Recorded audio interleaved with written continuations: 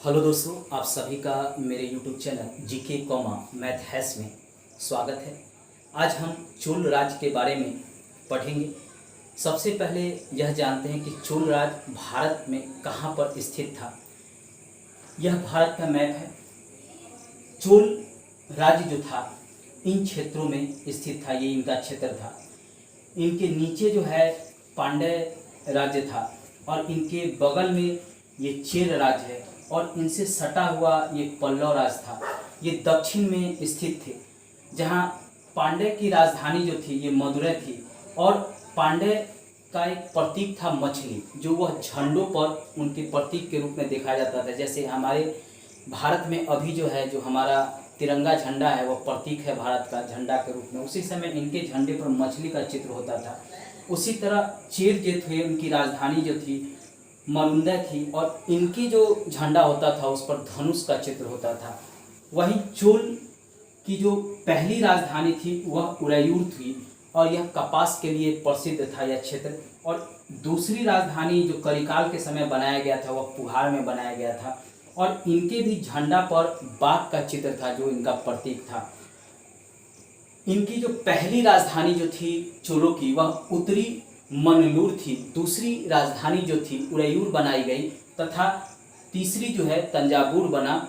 और जो इनका जो करिकाल के समय जो ये राजधानी बनाया गया था पुहार, यह समुद्र को ध्यान में रखते हुए, व्यापार को ध्यान में रखते हुए यह करिकाल के द्वारा बनाया गया था।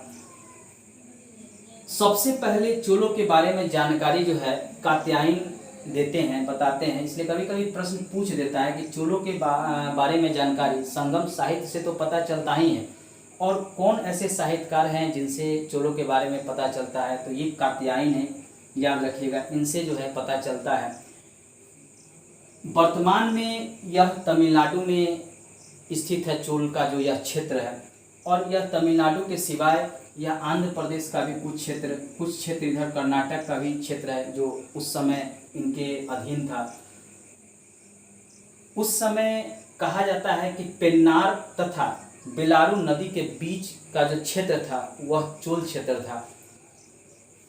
एक राजा हुआ चोल के समय एल्लारा, यह सबसे प्रतापी राजा माना जाता है और कहा जाता है कि इसने श्रीलंका पर भी विजय प्राप्त कर लिया था। श्रीलंका को यह अपने अधीन 50 वर्षों तक रखा था। उसके बाद करिकाल शासक बनता है और करिकाल के बारे में कहा जाता है कि शुरू में जब यह शासक बना तो इसके जो विरोधी थे उन्होंने इसे बंदी बनाकर कारागार में डाल दिया था, लेकिन यह अपने सूझबूझ के कारण बंदी से भाग निकला और बाद में फिर चोल राज्य का शासक बना और इस बार उसने अपने प्रतिद्वंदियों को भी हराया। इसके अलावा चेर, पांड्य और 11 संघ थे राजाओं का, जिनको वह बेन्नी जगह पर एक युद्ध हुआ था, वहीं पे बेन्नी युद्ध के नाम से भी जाना जाता है, वहीं पर इसने हराया था करिकाल ने।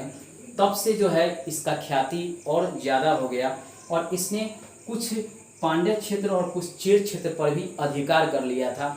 कहा जाता है कि इस करिकाल के समय क्षेत्र विस्तार के साथ साथ कृषि तथा व्यापार के भी विकास पर बल दिया गया।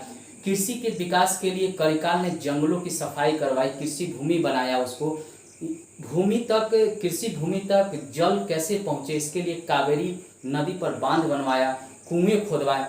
व्यापार के विकास के लिए इसने ही यहाँ पे जो है पुहार जो है दूसरा इसने अपना नगर बसाया। यह समुद्र के किनारे स्थित था और यहाँ से जो है व्यापार किया जाता था इंडोनेशिया तथा इधर के क्षेत्रों के तरफ। इसका व्यापारिक दृष्टि से काफ़ी महत्व था। वर्तमान समय में यह कावेरी पत्तनम के नाम से जाना जाता है। यह तमिलनाडु में स्थित है। कभी कभी प्रश्न पूछ देता है कि कावेरी पत्तनम कहाँ स्थित है और इसकी स्थापना किसने कराया था, तो याद रखिएगा करिकाल ने पुहार नगर की स्थापना कराई। इसने दूसरी राजधानी भी इसने बनाया। पहली राजधानी इसकी उरैयूर थी और दूसरी राजधानी ये समुद्र के किनारे जो है पुहार थी, इसको भी याद रखिएगा। बाद में जो है इसके बाद के जो शासक है वो कमज़ोर निकले और धीरे धीरे इसका पतन हो गया चोल राज्य का।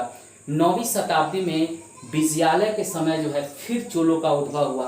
विजयालय पहले पल्लवों का सामंत था और धीरे धीरे जब पल्लव शासक कमज़ोर हुए तो यह जो है उसका फ़ायदा उठाया और बाद में फिर इसने चोल राज्य की स्थापना किया, चोल साम्राज्य का स्थापना किया। इसीलिए कहा जाता है कि द्वितीय जो है चोल राज्य का संस्थापक विजयालय को माना जाता है। द्वितीय चोल राज्य का संस्थापक जो है विजयालय को माना जाता है। अब हम विजयालय के बारे में पढ़ेंगे। 9वीं शताब्दी में जो चोल राज्य की स्थापना हुआ वह काफ़ी उसमें शक्तिशाली शासक हुए, जिन्होंने श्रीलंका के सिवा कई द्वीपों को भी जीता था। उन राजाओं के बारे में भी हम एक एक कर जानेंगे।